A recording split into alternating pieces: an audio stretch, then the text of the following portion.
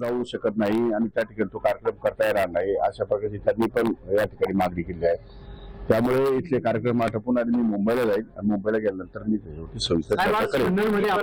जी परिस्थिती चालू आपल्यावरती आरोप प्रत्यारोप देखील केली जाते त्या संदर्भात मी नंतर साहेब सिन्नरमध्ये आपल्या समर्थकांचं तर कृषीमंत्री माणिकराव कोकाटे बोलत होते आणि यावेळी मंगळवारी जी बैठक होणार आहे त्यामध्ये जो निर्णय होईल तो मान्य असेल असंही त्यांचं एक मत आपण पाहावं लागणार आहे की मंगळवारी अजित पवारांसोबत त्यांची भेट झाल्यावरती नेमकं काय निर्णय होतो। माणिकराव कोकाटेंचं पद जातंय की त्यांना खाते बदल होतोय हे पाहणं महत्त्वाचं आहे।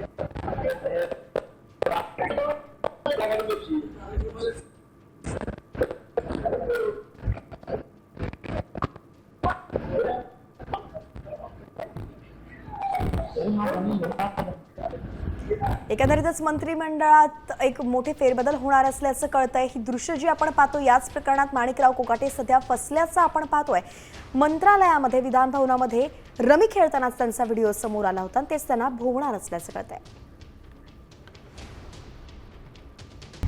आता isakal.com आहे देशातील नंबर 1 ची मराठी न्यूज वेबसाईट।